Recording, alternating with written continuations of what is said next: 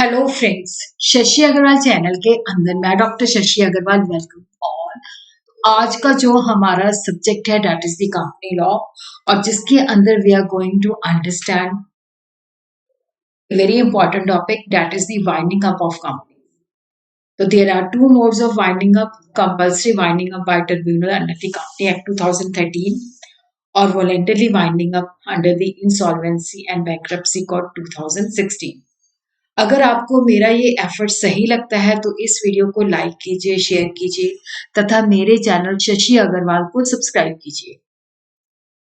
First of all we will understand what is the meaning of winding up. देखो, जैसे एक company जो है एक आर्टिफिशियल पर्सन है जिसको हम लॉफुली क्रिएट करते हैं। जब इनकॉर्पोरेट होती है तो कंपनी एग्जिस्टेंस में आती है, उसी तरह जब कंपनी खत्म होती है तो उसके अंदर भी हमें एक लॉफुल प्रोसीजर अडॉप्ट करना पड़ता है। Winding up of a company may be defined as the proceeding जिसके द्वारा कंपनी जो है डिसॉल्व की जाती है, जिसके द्वारा हम कंपनी की लाइफ को खत्म करते हैं। अब जब वाइंडिंग अप प्रोसीडिंग चल रही होती है तो उस दौरान क्या होता है कि जो एसेट्स होती हैं कंपनी की कलेक्ट की जाती है और डेट जो होते हैं वो पे किए जाते हैं। देखो, जो डेट्स हैं वो they are paid out of the assets of the company और may be from the contribution by its member if necessary. और उसके बाद अगर कोई सरप्लस रह जाता है तो वो मेंबर्स ने जितना अपनी शेयर कैपिटल के अंदर कंट्रीब्यूट किया होता है, जितनी उनकी कंट्रीब्यूशन होती है उस प्रपोर्शन से उनको जो है वापस दे दिया जाता है। लिक्विडेशन और winding up of a company is the process जिसके द्वारा कंपनी की लाइफ खत्म होती है, कंपनी की एग्जिस्टेंस खत्म होती है और इसकी प्रॉपर्टी जो होती है that goes in the hands of A administrator which is called liquidator. उसको पॉइंट किया जाता है जिसके पास सारा कंट्रोल चला जाता है। वो एसेट को कलेक्ट करता है, कंपनी के डेट्स को पे करता है और अगर कोई सरप्लस रह जाता है, बच जाता है, तो वो मेंबर्स को उनके राइट्स के अकॉर्डिंगली उनमें डिस्ट्रीब्यूट कर देता है। As per Section 2, Subsection 94A of the Company Act 2013, winding up का मतलब है कि जब हम कंपनी को कंपल्सरी वाइंड अप कर रहे हैं by tribunal under the Company Act 2013 और voluntarily winding up under the Insolvency and Bankruptcy Code 2016। Winding up से क्या होता है कि कंपनी जो है उसकी एग्जिस्टेंस खत्म हो जाती है, that leads to the dissolution of the company. देखो, जब वाइंडिंग अप प्रोसीडिंग शुरू होती है तो इमीडिएटली कंपनी जो है डिसॉल्व नहीं होती, कंपनी की एग्जिस्टेंस रहती है।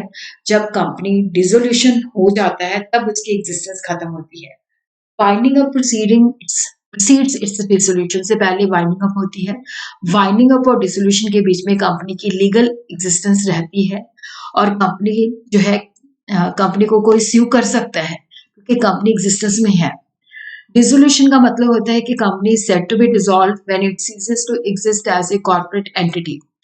डिसोल्यूशन के अंदर जो कंपनी का नाम है वो रजिस्ट्रार ऑफ द कंपनी जो है रजिस्ट्रार से कट कर देता है और ये जो चीज है ऑफिशियल गजट के अंदर पब्लिश होती है। डिसोल्यूशन का मतलब है कि company no longer exist, company की जो लाइफ है वो खत्म हो गई है, कंपनी जो है उसका एंड हो गया है, दी एंड हो गया है। तो there are two modes of dissolution.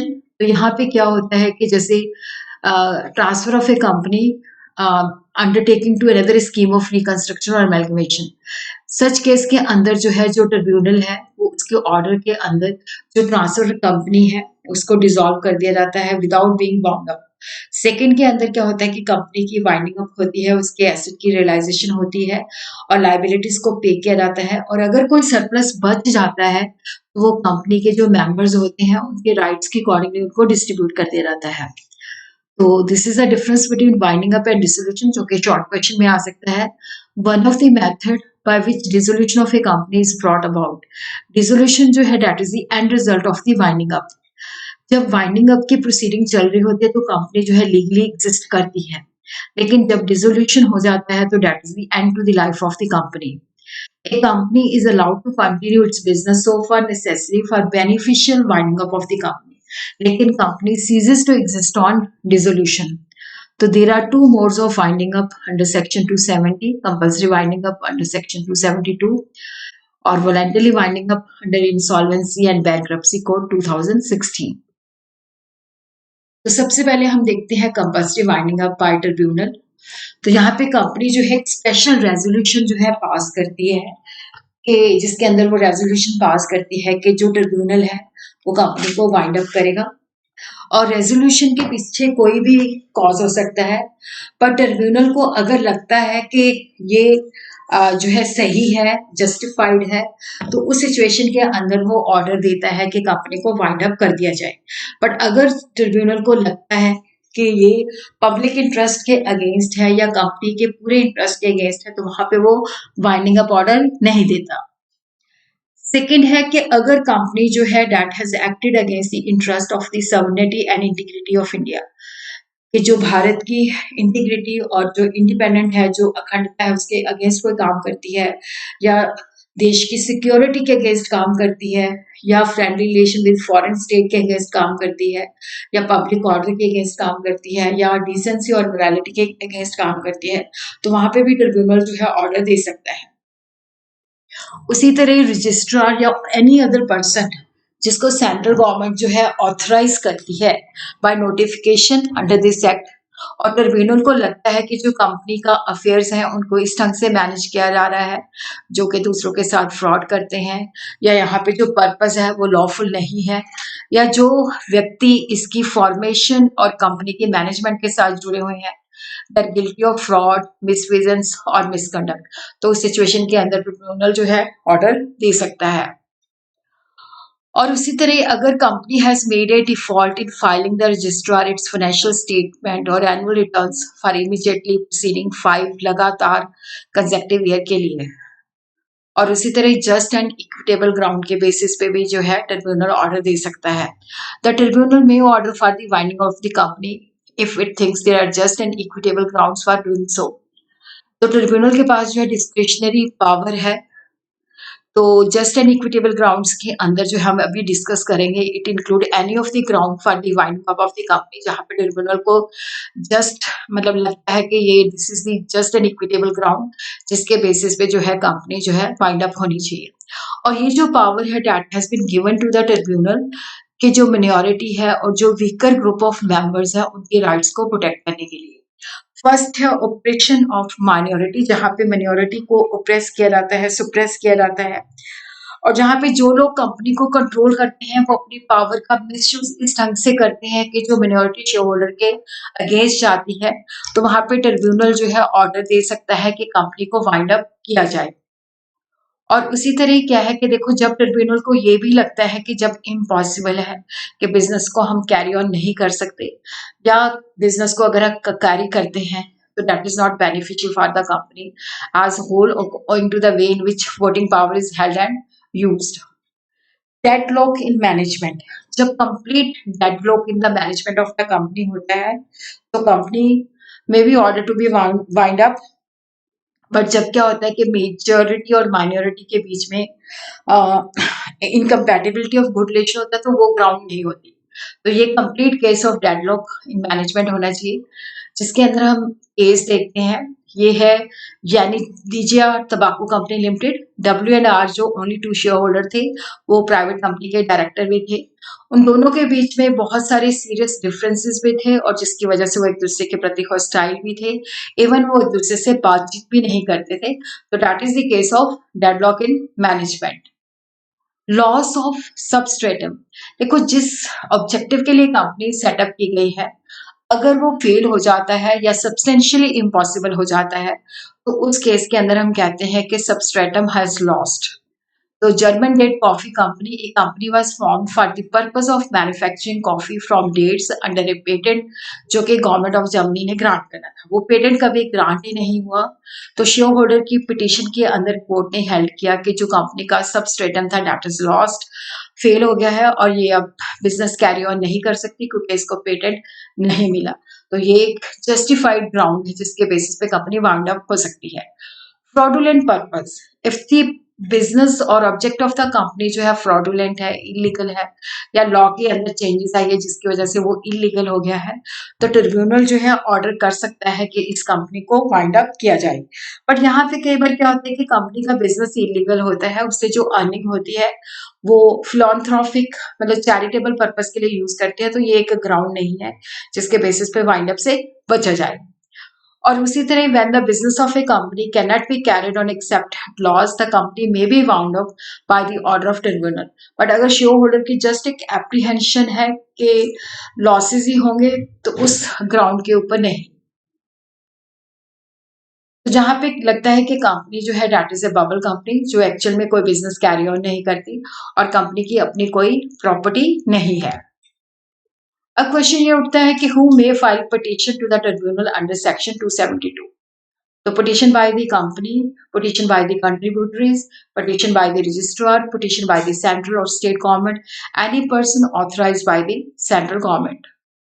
तो सबसे पहले हम देखते हैं petition by the company। देखो कंपनी जो है अगर वो मेंबर जो है जनरल मीटिंग के अंदर स्पेशल रेजोल्यूशन पास करते हैं तो कंपनी जो है ट्रिब्यूनल को पिटीशन दर्ज करवा सकती है कि इसको वाइंड अप किया जाए।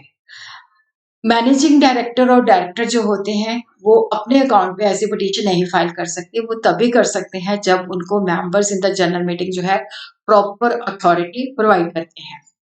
Petition by the contributor. तो सबसे पहले हम देखते हैं कि कंट्रीब्यूटर होता क्या है। तो यहाँ पे हम देखते हैं कि every person liable to contribute to the asset of a company in the event of its being winding up. तो उस वक्त जो उसने एसेट के अंदर कंट्रीब्यूट करना है जब कंपनी वाइंड अप होती है, तो that person is known as a contributory. तो यहाँ पे हम देखते हैं कि जो बेसिकली देखो यहाँ पे जैसे कंट्रीब्यूटरी है, अगर may be holder of A fully paid up share और कंपनी के पास कोई एसेट ही नहीं है या कोई सरप्लस एसेट ही लेफ्ट नहीं हुआ लाइबिलिटी को पे करने के बाद, इसके बावजूद भी वो पिटीशन फाइल कर सकते हैं। तो ये जरूरी नहीं है कि जो कंट्रीब्यूटरी पिटीशन दर्ज करवा रहा है कि उसका टेंजिबल इंटरेस्ट हो in the assets of the company. But एक कंट्रीब्यूटरी जो है उस सिचुएशन के अंदर वाइंडिंग अप नहीं डाल सकता अगर इसके अंदर कुछ कंडीशंस हैं कि जो उसके पास शेयर्स हैं वो ओरिजिनली अलॉटेड होने चाहिए, या मतलब before the commencement of the winding up 18 months before the commence of the winding up उसके पास जो उसने शेयर खरीदने हैं 6 मंथ्स के लिए उसने उनको अपने पास रखा है और वो शेयर उसके नाम पे रजिस्टर्ड है, उसके बाद ही वो पिटीशन जो है फाइल कर सकता है, अदरवाइज नहीं।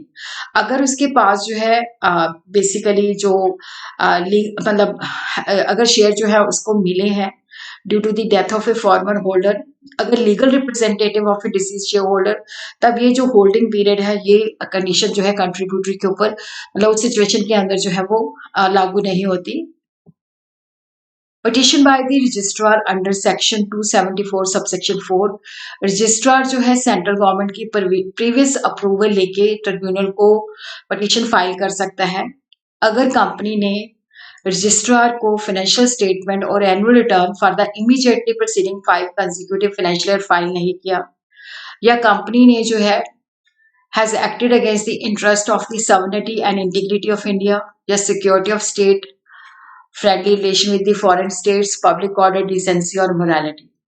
और उसी तरह हम देखते हैं कि थर्ड जो केस है जहां पे रजिस्ट्रार या एनी अदर पर्सन जिसको सेंट्रल गवर्नमेंट ने ऑथराइज किया है नोटिफिकेशन करके और ट्रिब्यूनल को लगता है कि कंपनी के जो अफेयर्स हैं they have been conducted in a fraudulent और अनलॉफुल पर्पस, या जो व्यक्ति इसकी फॉर्मेशन और मैनेजमेंट के साथ जुड़े हुए थे तो they are guilty of fraud, misfeasance और misconduct in connection there with.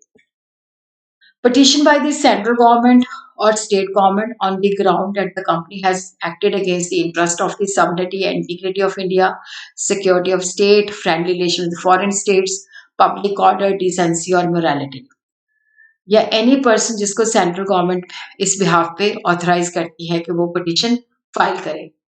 तो अब हम देखते हैं commencement of winding up by tribunal कि देखो कब हम मानते हैं कि जो वाइंडिंग अप की प्रोसीडिंग्स है वो कमेंस हो गई है, तो वो at the time of presentation of the petition of the winding up, जहां पे ट्रिब्यूनल ऑर्डर देती है वाइंडिंग अप का on more than one petition, तो commencement of the winding start from the earliest petition जिसने पहले पिटीशन डाली है। पावर ऑफ द ट्रिब्यूनल, जब वो पिटिशन को सुनती है उसको डिसमिस कर सकती है विद कॉस्ट और विदाउट कॉस्ट, कि जो भी खर्चा आया है वो मतलब पिटिशनर करेगा, तो डिसमिस इट विद और विदाउट कॉस्ट। और उसी तरह जैसा उसको लगता है इंटरम ऑर्डर दे सकती है या प्रोविजनल लिक्विडेटर जो है अपॉइंट कर सकती है till the making of the winding up order, makes an order for the winding up of the company with और विदाउट कॉस्ट और any other order it thinks जो इसको सही लगता है। तो ये एक ब्रीफली है, यहाँ पे मैं प्रोसेस दे रही हूँ, इसका डिटेल के अंदर वीडियो बाद में बनाऊंगी। पिटीशन फाइल करनी पड़ती है जो मैंने आपको बता ही दिया है। फिर जब नेशनल कंपनी लॉ ट्रिब्यूनल जो है इस पिटीशन को सुनता है, नोटिस इशू करता है और अपॉर्चुनिटी प्रोवाइड करता है, तो यहाँ पे जो है एक provisional liquidator to take control of the asset जो है अपॉइंट किया जाता है। और उसी तरह company director must file details of assets, liability and operation within 30 days. Official liquidator जो है अपॉइंट किया जाता है to carry out the winding up process. Liquidator जो है कंपनी के एसेट सेल करता है, distributes proceeds to the creditor as per section 53 of IPC. उसके बाद जो है वो रिपोर्ट देता है। फिर उसके बाद फाइनल ऑर्डर जो है डिसोल्यूशन का दिया जाता है, जिसके बेसिस पे कंपनी की जो है वाइंडिंग अप हो जाती है, मतलब कंपनी एग्जिस्टेंस में नहीं रहती। Now we will understand what are the consequences of the winding up order. देखो यहाँ पे जो ट्रिब्यूनल जो है वाइंडिंग अप के ऑर्डर देते हैं तो ये कॉन्सिक्वेंसेज होते हैं। ट्रिब्यूनल जो है एक ऑफिशियल लिक्विडेटर या liquidator from the panel maintain by the central government as company liquidator under section 275 subsection के अंदर अपॉइंट करता है। उसी तरह the order for the winding up shall operate in favour of all the creditors and contributory of the company as it has been made out on the joint petition of the creditor and contributory. Winding up order shall be deemed to be the notice of discharge of the office and employee of the company. जहाँ पे business जो है continued है उस situation को छोड़ के जो है ऑफिसर्स और एम्प्लॉयज को डिस्चार्ज कर दिया जाता है, बट अगर ये कंटिन्यू किया जाता है तब नहीं। और उसी तरह जो power of the board of director will terminate and they will now vest in the official liquidator, जो है कंपनी के मतलब लिक्विडेटर बन जाते हैं। Now we will understand the concept of voluntarily winding up of the company. The concept of voluntarily winding up was originally covered under section 304 to 323 of the Companies Act 2013. लेकिन ये जो provision है omit कर दी गई है by the insolvency and bankruptcy code 2016, जो कि effective है 15 नवंबर 2016 से। नाउ वॉलंटरी वाइंडिंग अप जो है that is govern by the IBC 2016, specifically section 59 of the IBC which applies to the voluntary liquidation जो है प्रोसेस। तो यहाँ पे कुछ कंडीशंस हैं कि जब वॉलंटरी वाइंडिंग अप की जो होती है तो पहले जो है बेसिकली जो है declaration from the majority of the director of the company verified by an affidavit stating that कि they have made a full inquiry into the affair of the company, और उनको ये लगता है कि कंपनी का कोई डेट नहीं है, और अगर कंपनी का कोई डेट है तो जो इसके एसेट्स हैं उनको सेल करके वहां से चुकाया जा सकता है। और कंपनी जो है इस वजह से लिक्विडेट नहीं हो रही कि किसी के साथ हमने फ्रॉड करना है। और declaration must be accompanied with the following document, इसके साथ ऑडिटेड फाइनेंशियल स्टेटमेंट और प्रीवियस 2 years के जो बिजनेस ऑपरेशंस का रिकॉर्ड और for the period since its incorporation whichever is later वो रिकॉर्ड लगा होना चाहिए। A report of the valuation of the assets of the company prepared by a registered valuer।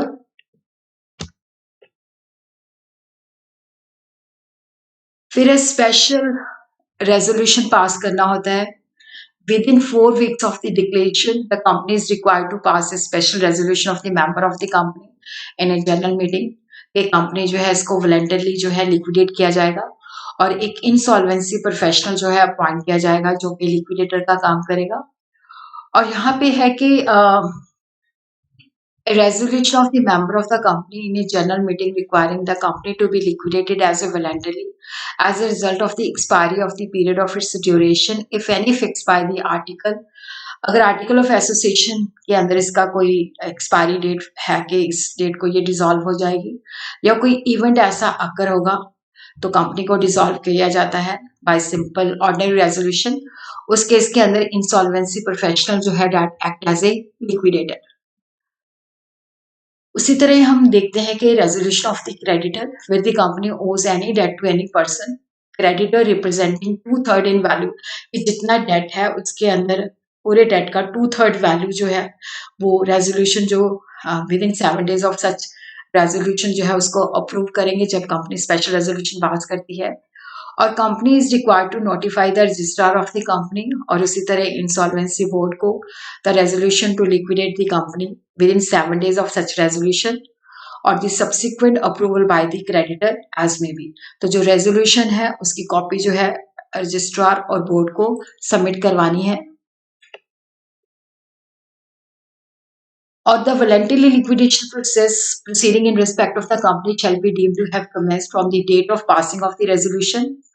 तो यहाँ पे इसका प्रोसेस जो है हम ब्रीफली देखते हैं। तो appointment of the liquidator, the shareholder in the same resolution appoint an insolvency professional as the liquidator, और ये जो है बोर्ड के पास रजिस्टर्ड होना चाहिए, और उसकी कंसेंट और एलिजिबिलिटी जो है इंसॉल्वेंसी प्रोफेशनल की ऑब्टेन करनी है।